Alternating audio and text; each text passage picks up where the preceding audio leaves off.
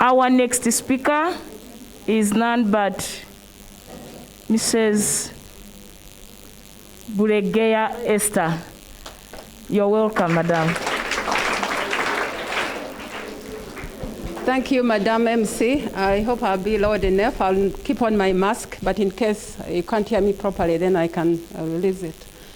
So the directors of Kabojja Junior School, our great long-serving headmaster, Mr. Richard O'Croll, the religious leaders we've had today, the Sheikh, Father, and Reverend Canon, thank you for those great words.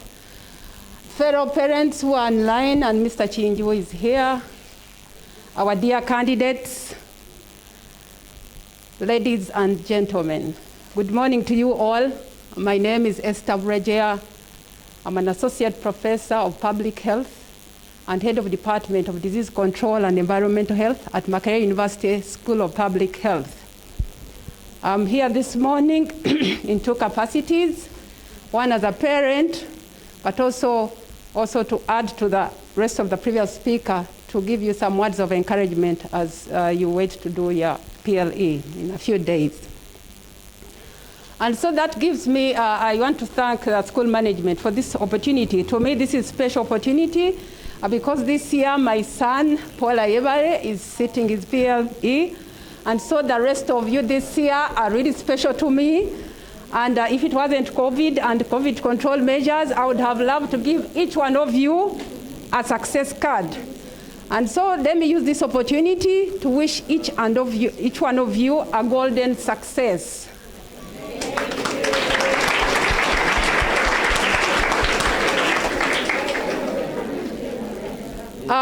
I want to thank the Almighty. Oh, sorry, now it's clear. I want to thank the Almighty for bringing us this far. We've really come from far. We all know that. Remember the beginning of the COVID epidemic in the country around March. That created a period of panic and uncertainty. Schools were closed. All things came to a standstill. And we didn't know that we would be here like today. So we really thank God for his protection, for his mercies upon us. I know some of us have lost our loved ones during that challenging time, and we pray to the Almighty to grant them, eternal peace. I want to thank the school management, the bold steps they made, and the resilience they exhibited during those challenging times. I think after the closure of schools and the rest, they didn't take long. They quickly moved on and embraced online teaching. And online teaching is not easy, but I was impressed with the way the teachers and the school management took it up very fast here. You really did it even before us at the university, and you did it better than us, so I was impressed. I remember, because we used to work from home, I remember listening in some of the classes. I learned a lot, and I liked the way the teachers were really tolerant and accommodative to the children, because online teaching, like I've said, it's challenging. You can't control the other environment of the students or the pupils. I remember some of the lessons that I listened to, you'd hear children crying in the background, adults having conversations, saucepans banging.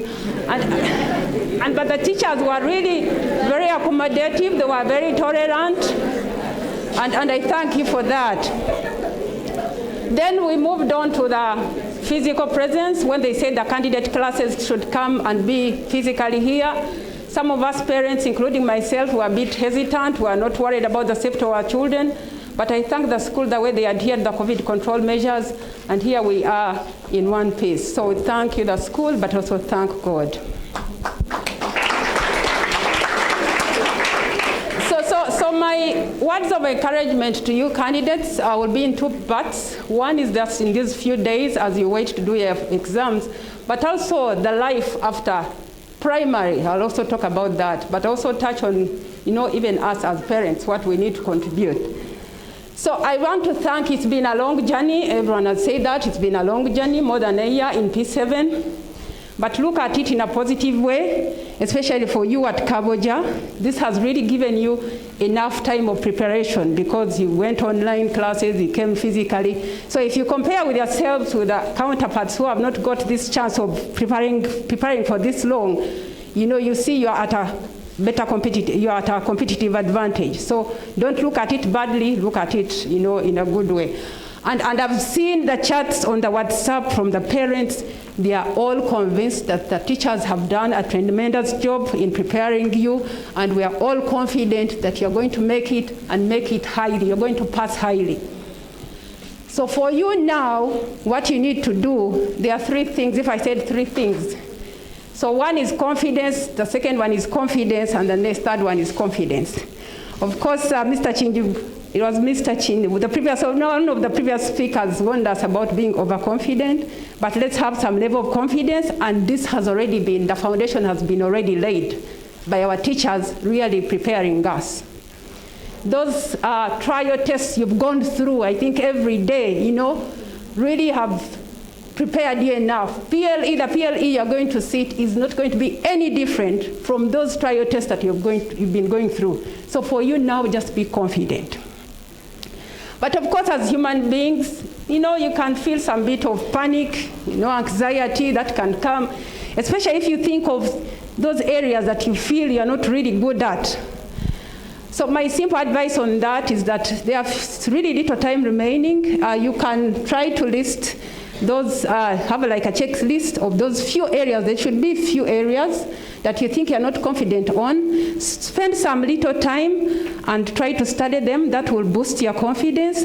But as long as you do this last minute revision, try to remember that we need to have enough rest, because if you enter an exam room and you're feeling tired, then it will ruin all this investment you've done. So try to do some bit of reading. You can consult some people in those problematic areas, but they should be few. But leave room to rest. You need to go in the exam when your mind is fresh. And also you need to have good nutrition. These were really emphasized by Mr. Okrol on Saturday during our briefing. The other thing is that the experts in managing panic and anxiety tell us that, for example, in the morning of the exam, you'll enter and then you start shivering, you're quaking, there's a lot of anxiety. They tell us that if you practice breathing exercises, taking a deep breath through your nose and breathe out through your closed lips as if they are whistling. 3 times of that can help calm down your adrenaline levels that can really make you panic. Because, panic is really bad. It can make you even forget simple things that It can make you make silly mistakes. So let's try to believe that we've prepared enough and we're confident, and so let's not allow panic. The other thing that is most important, everyone has said you prepared enough, you really had enough preparation. Let's leave the rest to God. Let's surrender to God, pray to Him to give us wisdom, understanding, and knowledge than what you've ever had before, to keep you safe and healthy during this time and even after. I had my son was sharing with a sister, and he was there worried about the invigilators. I think those are beyond your control. Just surrender everything to God at this point. To our teacher, to my fellow parents, allow me to echo what the remarks of Mr. Okrol he made on Saturday. He said that as parents, we really contribute significantly to the success of our children. And he encouraged us to be there these few days at least. Some of us, our parents, come back home late because of work, especially the fathers. But please, in these remaining few days, let's sacrifice and be home early. Let's also create a peaceful environment at home. Those quarrels, the conflicts, the fights, the drama at home, let's postpone it for now, because these children are very sensitive. And a small tension in the home will really ruin what they've really invested in. So let's try to create that peaceful environment. Now, the candidates again, so you finishing in a few days, you'll be done with PLE.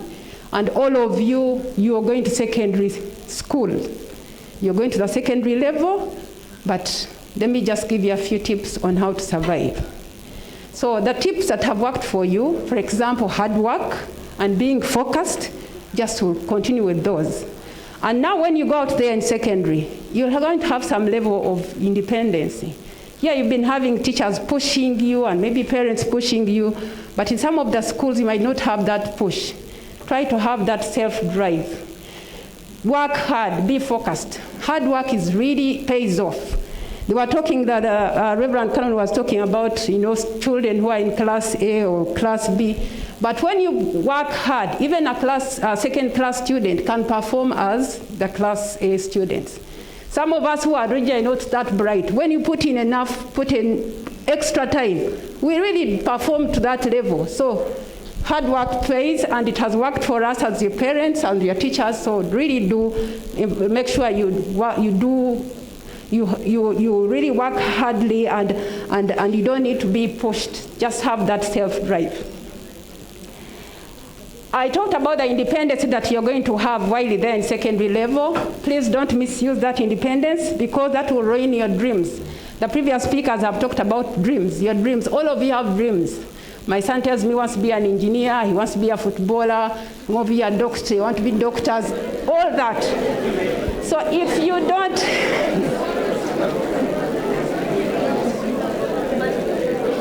so for you to achieve those dreams, in addition to working hard, avoid bad groups. Avoid bad groups and bad behavior. Just try to maintain, or if you didn't have this good character, just develop a good character amid this chaos, because the world has become so chaotic. We are surrounded mainly by bad people, bad behaviors, but be unique. Your brand should be that of a good character. Just work on that. As you make friends, new friends in the schools you are going to, make sure you look out for those friends who are going to build you, those who count. Your teachers have done a good job. Like I've said, I've been attending some of the classes when it was online. They tell you all the evils out there. They know the use of drugs. I've had them teach you about LGTB. I remember Teacher Fatima teaching about sugar mummies.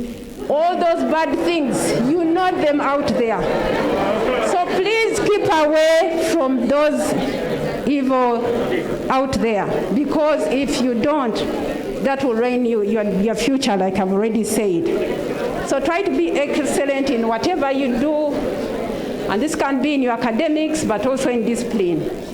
I know you tend to confide so much in your peers. Let us be open to your parents, share your life with your parents, because they've gone through it and they know the bad things, and they can guide you before you get into trouble. But also, as parents, we need to really create that environment where the children can really share with us. So really try to keep away from the bad habits. They say that education without morals produces evil, clever people. We don't want evil, clever people. We don't want.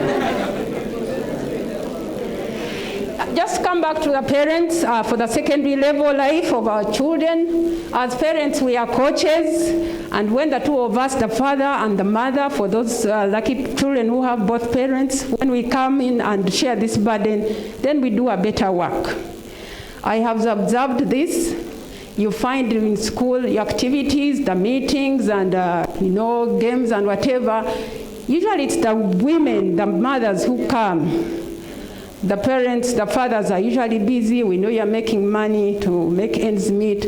But these are not usually, they are rare occasions that you can sacrifice time and attend. And when you make time, invest in time and attend, these children will see that you value them, and they will try to please you. And for that, I salute the fathers that I see participating in their children's school life, and I encourage the rest to do the same. Allow me to share a personal story. So when I was young in primary and secondary, unfortunately I didn't grow up with my late mother, but my late father, and may the two rest in eternal peace, really was involved in my life. My late father was a teacher, and so he was so involved in my life. So whenever I would come home with a good report, he would praise me, he would give me special treats. And so whenever I would go back to school, my main motive was to really work hard and please my father. In me, in young life, I didn't think that this is for my better future, but to me, it was to please my father. It was much later that I realized that when I go to the university, that actually I'm working for my better life. So parents being involved in their children's lives, you see how it can impact on your children's performing well. But also it doesn't stop on the academic performance, also in discipline in general. A few months back, I was sharing with a female friend who has an adolescent daughter, and she was developing some indiscipline. And so, as you know, the mothers, we are the ones who usually talk, trying to discipline the children, and they look at us as nagging, we are quarrelsome. So this lady, like my son calls me, so this lady was, on the daughter, trying to discipline her. And the father was quiet. Usually the fathers don't really come in immediately. They tend to be quiet. So now this girl, so that it was only the mother who was on her case, cautioning her all the time. And it made her get a feeling that the father did not believe in what the mother was doing. So one day she takes a bold step and asks the father and said, "Daddy, I want to hear from you, your view on this, what mom is doing to me. Can I hear from you?" And this was a good man, a good family man. And so he replied and said, "My daughter, your mother and I are a family. And as a family, we speak with one voice. What your mother is telling you is what I also believe in. Me as a father, don't expect me to be quarreling all the time like your mother." Of course, they call us that we are quarreling. But what your mother is telling you is what I want you to do. So parents, let's both of us come together, especially when it comes to instilling discipline to our children, because some of you keep quiet and this creates, some disharmony because the child is confused, is wondering, which side do I believe and follow. And so let's objectively come in and help. So I'm not saying it's only the father. At times you find it's the mother who keeps quiet. So both of us, let's come in and be involved in parenting our children. And of course, of recent, parenting has really become very challenging. And so when this burden is shared, you can see it can be less, it can be a less burden, and we believe that we'll get better results when we come in both as parents. Of course, we can also have other relatives coming. So as I finish, I just want to thank the school management once again for this opportunity. Our dear candidates, I just want to surrender you to the Almighty, to keep you safe and healthy, to give you that knowledge and understanding and wisdom that you've never had before, that He makes you excel in this coming PLE, in your coming PLE exams, and also to set you apart for greatness when you've finished here at Kabojja. I want to meet you in future. I hope to meet you in future and meet these, very responsible, great people, great Ugandans, or some of you could go elsewhere. Like the previous speakers said, we have ministers here, we have engineers, we have doctors. Who knows, the future presidents of Uganda are here. So I just want to thank you for listening to me, and we leave everything to God. Thank you.